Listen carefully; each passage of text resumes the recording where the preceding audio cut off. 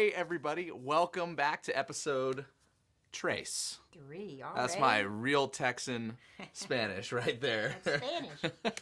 You're bilingual, and I didn't even know it. Yes, that is, we're doing episode 3 of the Pastor's Buzz, and we have another question, and we're going to answer it truthfully, right? Yeah, always. Always, truthfully. So here we go. This is a great question. A little bit different. Somebody went personal on us. That's what happened. Somebody got personal with me and Nance. We know that stuff a little better. Yeah. Than the other, maybe. So anyway, here's the great question, which is, how and when did you know that you wanted to go into seminary, and how would you advise someone who's looking into going into seminary?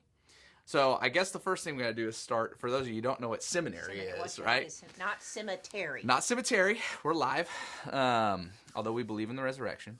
Seminary is a special name for a school where you go to get theological education. So sometimes they're called divinity schools as well, because all of the divine people go there, right?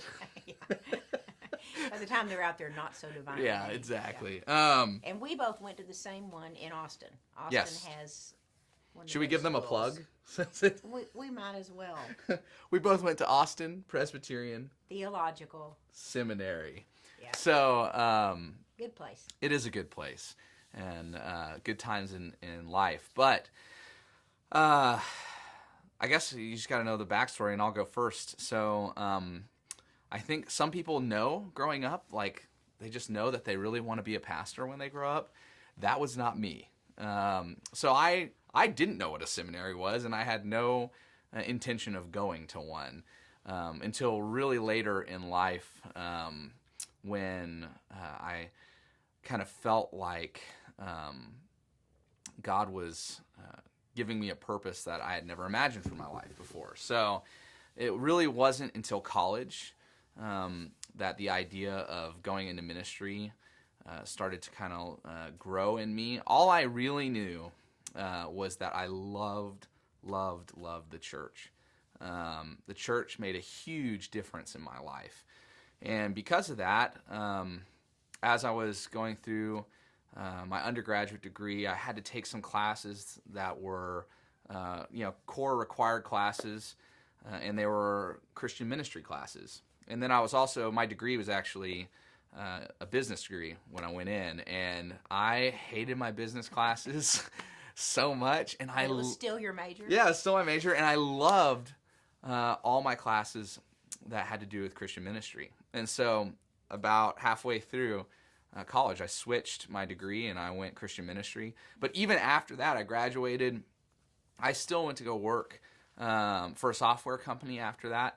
But I just had this sense that my love for the church and my love for God's could somehow come together, and He could do something with my life. And so started exploring the idea of just wanting to be a youth pastor, really. And it became clear that I needed some more training, some more education. That's for sure. So yeah, exactly. I was real rough around the edges. And so I enrolled in Austin Presbyterian Theological Seminary just really to do a good job ministering to kids. But through that process, started to believe that God could do even more with my life. And maybe someday there would be a church out there crazy enough to hire me as a pastor. And bingo. And that bingo. Would be ESPC. Yes. So anyway, that's kind of my journey in short form. And we'll talk about my advice for somebody later after you tell your story. Yeah. Well, as you can imagine, mine's a little different than Mitch's. You were a pastor your whole life, right? Oh yeah, yeah. I even decided before college that I'm kidding. I also grew up loving the church, and in fact, in high school even I mean, as a high school kid, I taught Sunday school. In college, worked with Young Life. I loved community, and especially through the church. And Jim and I were youth leaders in church, and so we were always really involved. I started working in children's ministry, and like on a staff, like a paid ministry job. And I loved that. I loved figuring out ways for kids, at least at that point, especially I really wanted to figure out a way for kids to have fun while they were learning Yes. to love Jesus. That was a big deal to me. And so I loved doing that.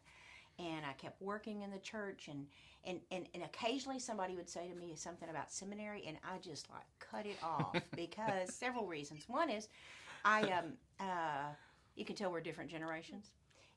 I grew up when there were not as many women pastors.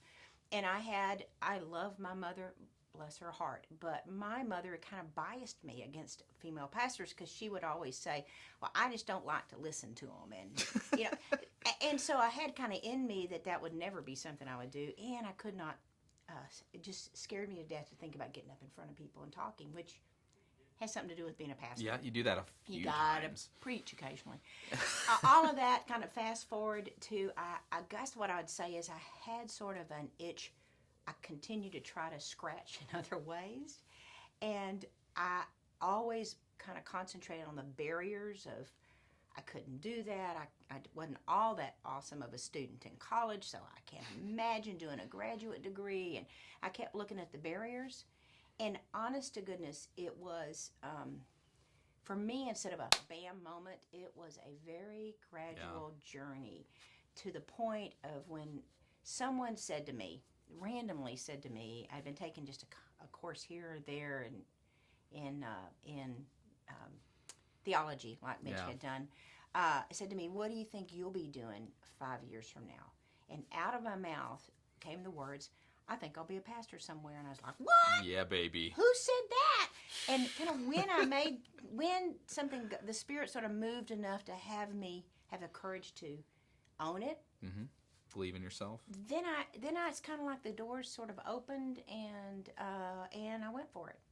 And so I guess my advice actually had someone say to me, which this is what I will not say to you if you're interested in being a pastor, because it was said to me, and I kind of took it as a negative. The statement from another older pastor, "Oh, if you can do anything besides be a pastor, do it." And I'm going, wow. How does that look? I mean, that's like serving Jesus. Sounds like as being a pastor. Torture. Like, oh, you don't want to do.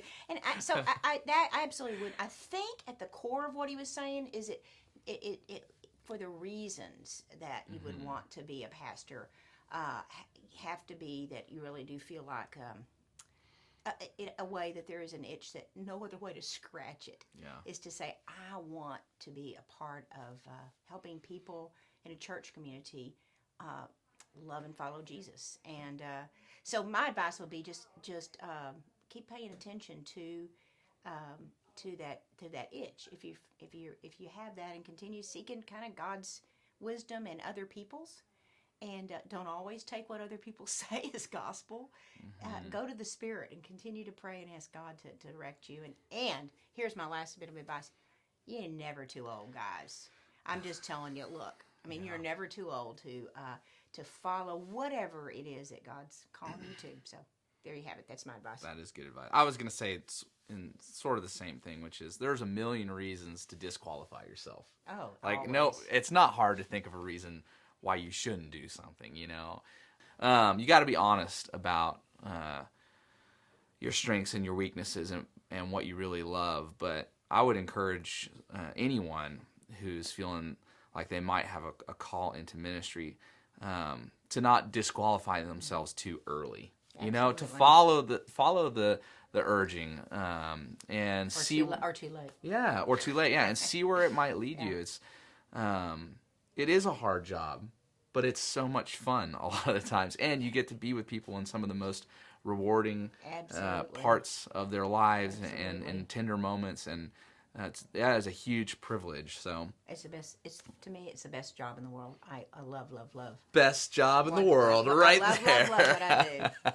So if God's prompting you, come join us. Yeah, don't be afraid to step out. And I think the other piece of advice is if you're feeling that and you're not in some sort of leadership role in the church already, that's a great first step. Is step up, lead something, take ownership of something in the church, because you'll find out real fast what it's really like to lead in the church, and that's all that pastors do. And all kinds of positions. I mean, yes, all kinds absolutely. We started with youth stuff and kids stuff, and just explore it, and God will show you the way. Just explore it.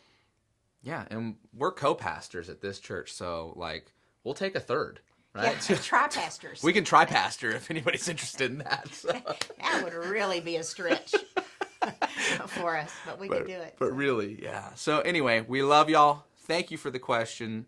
Pastor's Buzz, out. Out.